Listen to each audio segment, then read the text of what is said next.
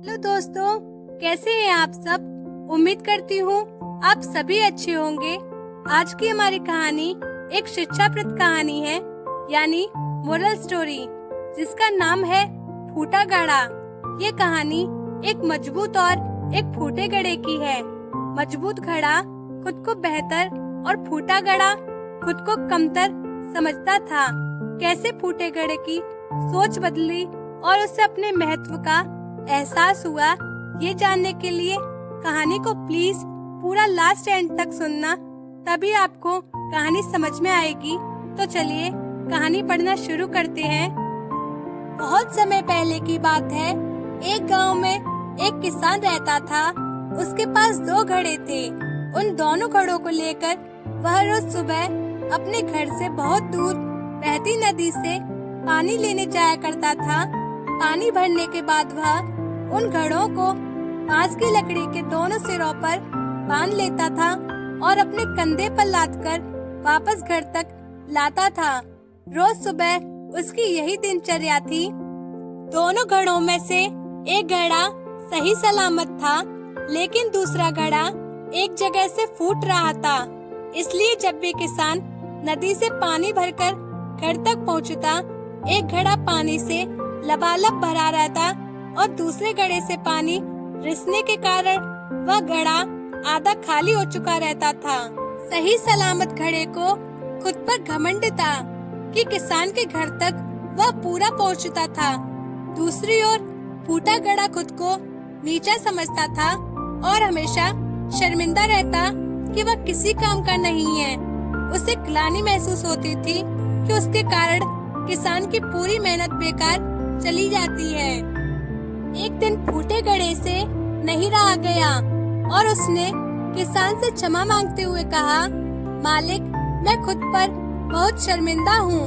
मैं ठीक तरह से आपके काम नहीं आ पा रहा हूँ। किसान ने पूछा, क्यों, ऐसी क्या बात हो गई? घड़े ने बताया, मालिक, शायद आप इस बात से अनजान है कि मैं एक जगह से फूटा हुआ हूँ और नदी से घर तक पहुँचते पहुँचते मेरा आधा पानी रिस जाता है।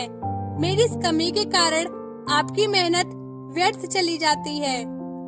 यह सुनकर वह किसान उस घड़े से बोला, तुम दुखी मत हो, बस आज नदी से वापस आते हुए मार्ग में खिले हुए फूलों को देखना, तुम्हारा मन बहल जाएगा। फूटे घड़े ने वैसा ही किया। वह रास्ते भर सुंदर फूलों को देखता हुआ आया। इससे उसका विचलित मन शांत हो गया। लेकिन जब घर पहुंचते ही उसने पाया कि वह पुनः आधा खाली हो चुका है, तो उस पर फिर से उदासी छा गई। उसने किसान से अनुनय किया कि वह उसकी जगह कोई और अच्छा सही सलामत घड़ा ले ले।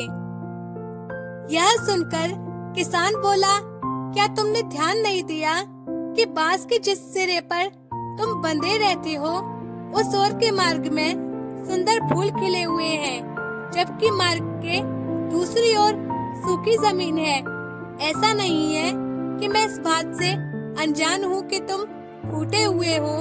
यह बात जानते हुए ही मैंने मार्ग में उस ओर सुंदर और रंग बिरंगे फूल लगा दिए। जब मैं नदी से पानी भरकर लाता हूँ, तो तुम्हारे द्वारा उन फूलों को पानी मिल जाता है और वे सदा उस मार्ग को हरा भरा रखते हैं। कहानी से सीख, कोई भी ऊंचा या नीचा नहीं होता है। इस दुनिया में हर इंसान को एक रोल मिला है, जिसे हर कोई बखूबी निभा रहा है। इसलिए जो जैसा है, हमें उसे वैसा ही स्वीकारना चाहिए और उसकी कमजोरियों के स्थान पर उसकी अच्छाइयों पर ध्यान देना चाहिए। तो दोस्तों, आपको कैसी लगी हमारी कहानी? कमेंट करके जरूर बताएं। वीडियो को लाइक, शेयर और सब्सक्राइब कर लें। साथ ही घंटी दबाकर ऑल पर दबाएं, ताकि आने वाली वीडियो आप पर पहले पहुंचे। हम आपसे अगली वीडियो में मिलेंगे। धन्यवाद।